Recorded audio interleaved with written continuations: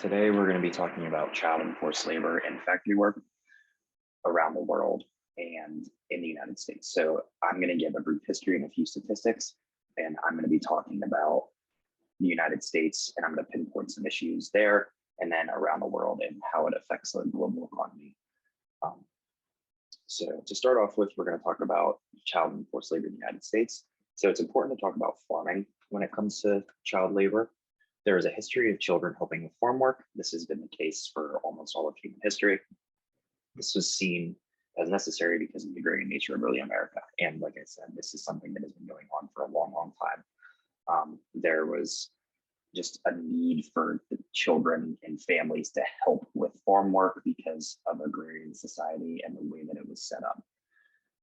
Currently, there are around 500,000 children in the US working on farms at around 8 to 10 hours a day. This is according to the Department of Labor. These are the recorded numbers. There are other numbers besides that, but this is just the number of children that are recorded. Next, it's important to talk about apprenticeships. So in feudal England, children began working because it was just something that had to be done, and it's something that had always been done. And because this was a societal norm, America adopted these methods because it was deemed necessary for society to function. Orphans and many other children would be taken and forced into apprenticeships in order to learn trades. So children would be taken, especially orphans, most of the time, would be taken and taught from their masters, quote unquote, that blacksmith, butcher, baker, in order to be a functioning member of society. And this is the functioning member of society narrative is part of the Enlightenment era idea of working hard means that you are a good and functioning member of society. It's also important to talk about the Industrial Revolution because this is a big factor, and this is where many people think when it comes to child labor. We think of the Newsies in the early 20th century and the strikes that went on, the children's strikes that went on at that time. So many factory and business owners saw children as a valuable resource. They could make the working conditions as terrible and as cheaply as possible because children were less likely to strike. And at the time, there was, again, the Enlightenment era thinking that working hard and children were brought up to think that. So that's why the factory workers saw them as a resource and capitalized on that resource in order to save money. Children were also very hardworking and didn't get tired as easily as adults. So now that I've talked about child and forced labor in the United States, I'm going to give a few statistics about around the world. So according to the International Labor Organization, there are around 160 million children worldwide that are working in some capacity. This number could be higher or lower, and this is just working in some capacity. It's not all necessarily forced. It's just working in some way or another. There are estimated around 25 million people who are engaged in forced labor around the world. So many of these jobs include mining for valuable resources in very dangerous conditions with the promise of high pay exchange for work.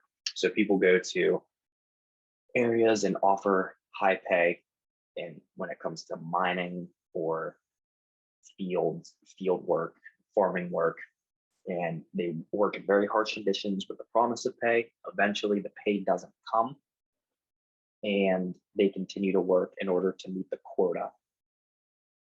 And forced labor is estimated to make around 150 billion US dollars annually. This number has gone up. This study was from 2014, so this number has only gone up since then, not by a lot, I don't think, or according to the charts, but this is the best chart that I've seen, and it shows it's broken down pretty well.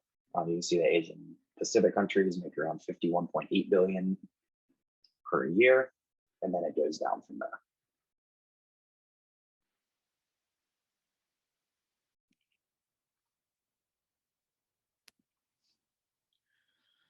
So, why is child labor an issue of justice? One of the obvious components to this would be the hazards of the labor itself, which could include the exposure to chemicals such as pesticides, exposure to weather, whether that is hot or cold, as well as physical injuries from heavy lifting and machinery. However, this issue is more nuanced than that and can also include psychological consequences, which I will discuss later on. And so essentially, young children are putting their health and safety at risk in order to provide for themselves if their family is unable to do so, or simply provide for their families and create goods for other people. So, this relates to my next point in the sense that there is kind of a misconception about child labor. So, while it can be hazardous, that is not always the case. A lot of these children can be working in domestic situations where they work with their family business or on a family farm. And so, some children may work these long hours for their family, and this can be, again, physically and mentally taxing. However, the issue does not lie just in the labor itself, but rather in the well being of the child and their life experience in the absence of that work. So, essentially, what they could be doing if they weren't in these situations where they have to work. Um, and although the working conditions may not be what we expect, child labor is still harmful in the sense that it detracts from the opportunities that are provided to that child or available to that child. So children may be obligated to help their family who live in poverty, and they take on a constant stress of providing for or contributing to their family at a young age rather than growing as independent individuals.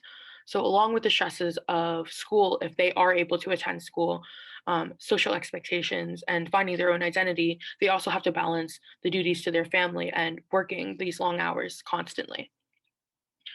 They essentially take on a responsibility that they did not ask for or one that they were forced into due to their circumstances, and it can be something they're born into. And this relates to issues of justice in terms of consent and coercion. So for a lot of these children, they don't have a choice in whether they want to have enough food for themselves or food for their families every single day, whether their families are able to survive every day and buy the necessities that they need. For them, this is their reality and this is something that they have to do. So it's not something that they really consent to, it is just something that they are forced into. Um, and this also is a situation for the family as well because they may not have a choice in the situation due to their socioeconomic class and they're forced to have their children work as well. So this again relates to my next point, on how wealthier families and not wealthier families, wealthier countries benefit off of these working conditions for children and for the families that need their children to work. Child labor is an ever-present factor in the goods that we consume every single day, whether it's coffee made in Guatemala or soap made in Bangladesh. Wealthy countries are essentially, and their citizens are essentially benefiting and bettering their lives off of the exploitation of others' lives, and in this case, the lives of children who do not have the opportunity to grow up without the constraints of labor and capital. Um, so, as I mentioned, for some children, their work affects their health, it affects their physical and mental well being. And so they're putting those all at risk so that other people can basically have cheap and like necessary goods for themselves. And for families who are able to get out of these situations and improve their economic status, um, they are quick to move their children out of this kind of work. And this observation, more than anything else, emphasizes the general undesirability of the high levels of child labor around the world today and the need to consider child labor in the formulation of development policy. And so this can relate to our discussion about Rawls and the veil of ignorance. So going behind the veil and not understanding our social standing, we would not want to be in a position where we have to force children or our own children to work in these conditions, even if they're not super hazardous like we expect. It's still, in a way, um, affecting them psychologically and affecting their opportunities in life, and basically having empathy for them and developing policy outside of that veil.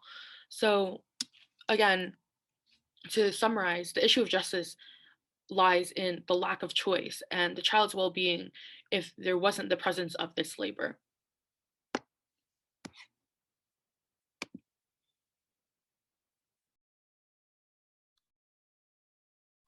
Okay, so I'm going to be talking a little bit about the actors involved in these systems of child labor and how power is distributed among them. So you can start kind of on the lowest rung of this ladder, and that's with the labor itself. So it's children, but then also the families of these children that have to send them to work. They're almost universally poor. They send their children to work either at home or in the family business out of desperation, really, because they either need extra income, from waged labor, or they need these children to support the domestic life at home or the family business and things like that. um, these children, have to take a lot of time out of their day to work, which sucks opportunities away from school, sleeping, play. All these things kind of stunt development in school in particular. Having less time to study and get educated limits social mobility, which can kind of beget further cycles of and further patterns of child labor. The poorer you are, the more likely you are to be involved in child labor. So limited social mobility can cause that to exasperate.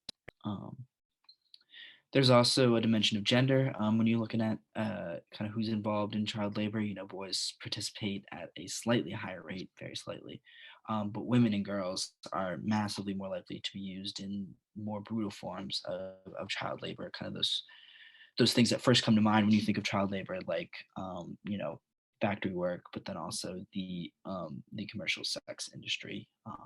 They kind of bear the brunt of our worst imaginations about this practice.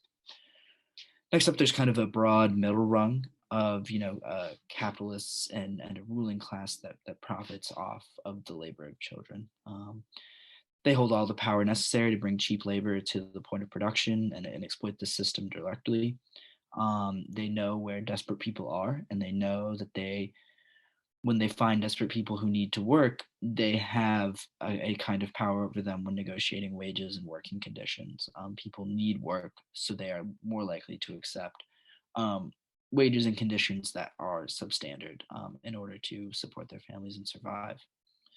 There are levels to it. The factory manager in Bangladesh doesn't make as much money as Phil Knight, who owns Nike, or hold as much power as policymakers in their government who allow these practices of child labor to exist. But nonetheless, everyone in that middle rung of capitalists and kind of ruling class members, they all capitalize on desperate families and on poverty. Um, and of course, they have that power to force people to or coerce people to do that work for much less than they are worth. Then you have kind of this top last rung, and that's us. It's Western consumers who feed the system with our dollars by buying products that are made with child labor. There's a lot of power, not just with our dollars, and our ability to purchase these products and consume them, but the extreme concentration of wealth in our home nations keeps us separate from systems of child labor, physically and kind of rhetorically, I guess. There are familiar patterns of race and wealth and geography that help track where child labor is most prevalent. So obviously, the global north is very separated from these practices, and it's not very common. Whereas in the global south, it's extremely prevalent, and there are tons and millions of children who are performing labor from young ages. Um, this distance from kind of those brutal practices makes the system more palatable for consumers like us, and there's power in that. The power to not just avoid having to send your children to work, but also the power to make choices about, okay, will I support a company that uses child labor or not? That's something that Western consumers can do relatively easily.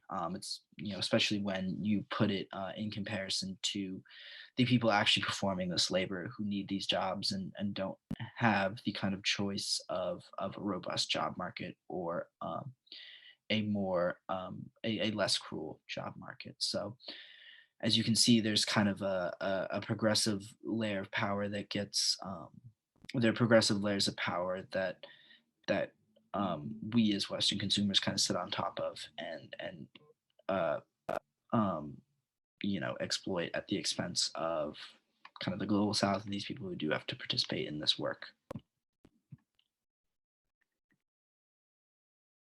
So for our first case study, we're going to look at child labor in Bangladesh's leather industry. Children as young as 7 in Bangladesh, particularly in Dhaka city, have been subjected to very harsh working conditions of the leather industry. These children are forced to work from 12 to 16 hours a day. They're forced to work in every step of the leather making process. This includes slaughtering the animals to obtaining leather to work with dangerous chemicals in order to preserve the material. There are instances where kids will have chemical burns from the hydrochloric acid that is used to preserve the leather. This process is not just dangerous for children, it's dangerous for people of all ages. They're subjected to various forms of verbal and sometimes even physical abuse from the people who are making them work. There is an anti-child labor project called Clarissa that interviewed children that worked in these factories, many of whom are 7 and 8 years old. They're using hammers and nails when working, and they're drying leather outside in the sun for up to 12 hours a day. You can see at the picture below that that's what's happening. There are policies in Bangladesh that prohibit and attempt to eradicate child labor, such as the Child Labor National Action Plan, but it's severely underregulated, and there are many times that these instances slip through the cracks, such as the children who are working in this leather industry. This is an issue of justice because the child has to choose between their family and their livelihood. Many of these children's families are very poor, and they're forcing their children to work simply because they need to eat. They need money to keep them alive. So the children have to choose.